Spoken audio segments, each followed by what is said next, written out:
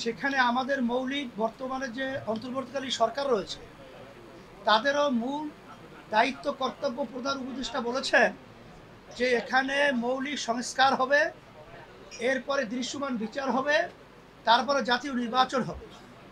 এইটা করতে গিয়ে ঐক্যমত্য কমিশন তৈরি হয়, সেখানে সব দল ওখানে আলোচনা মাসব্যাপী করে, সেই মাসব্যাপী করার পরে একটা জুলাই সনদ তৈরি হয়েছে। এখন আমরা যে নির্বাচনটা করতে যাচ্ছি ফেব্রুয়ারিতে, এটাও কিন্তু আইনি বৈধতা পাবে কিন্তু জুলাই সনদের উপরে, আইনি ভিত্তির উপরেই ভিত্তি করে। সেখানে জুলাই সনদটা যদি আইনি ভিত্তি না পায়, সেখানে নির্বাচনও কিন্তু বৈধতা থাকবে না এবং অন্যান্য সরকারও কিন্তু বৈধতা থাকবে না। আর আমাদের তো আপনারা জানেন, বর্তমান যদি সংবিধান এটা বহাল থাকে, তাহলে নিয়ম অনুযায়ী 29 সাল পর্যন্ত তো আওয়ামী লীগ এখন পর্যন্ত ক্ষমতায়। তো এখানে আমাদের মূল গুরুত্বপূর্ণ বিষয় হলো জুলাই সনদের আইনি ভিত্তি পাওয়া।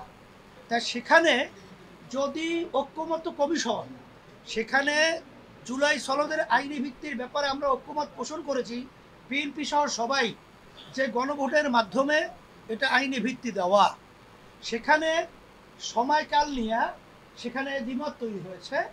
আমরা চাইতেছি এটার গুরুত্ব আলাদা হওয়া উচিত। এই জন্য আগে যদি গণভোট হয়, আইনি ভিত্তি হয়, তারপর জাতীয় নির্বাচন তার ভিত্তিতে হয়, তাহলে সেখানে কোনো প্রশ্ন থাকে না। সেখানে বিএনপি যে বলছে একই দিনে গণভোট এবং সেখানে জাতীয় নির্বাচন, তাহের ভাই বলেছেন, মামুন ভাই বলেছেন যে আসলে সেখানে ওইটার গুরুত্ব থাকে না। তখন কিন্তু এখানে জুলাই সনদ ভিত্তি পাওয়ার জন্যে যে হানা ভোটে ব্যাপারটা সংখ্যা যদি পরিমাণ কম হয়, তখন কিন্তু আবার একটা প্রশ্ন উঠতে পারে যে এখানে জুলাই সনদের ব্যাপারে তেমন উল্লেখযোগ্য কোনো ভোট না আসায় আমরা এটা কোনো গুরুত্ব দিব না। এই ধরনের সংজ্ঞা কিন্তু আমাদের রয়েছে। এখানে এনসিপি সহ অন্যান্য আদার যে দল রয়েছে, আমরা সবাই তো জুলাই সনদে, বিএনপি সহ আমরা সবাই তো মাঠে ছিলাম যে আমাদের দেশ সুন্দর গড়ার ব্যাপারে।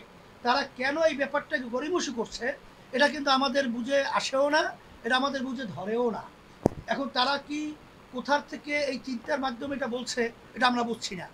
এখানে খরচের কথা বলছে এবং এরকম নজির কোনো তামাম দুনিয়ার মধ্যেও নাই যে একই দিনে কোনো একটা, কারণ আগে বাংলাদেশেও তো আমাদের গণভোট হয়েছে, সেখানে কি জাতীয় নির্বাচনের সাথে একত্রিত হয়ে কোনো গণভোট হয়েছে এরকম ইতিহাস তো নাই। এখন আপনারা যে বলছেন যে আপনাদের রাজনৈতিক দলের ভিতরে অনৈক্যের কারণে জাতি হতাশ এবং সবাই হতাশ, বাস্তবতা তো তাই। আসলে আমরা এটা চাইছিলাম না।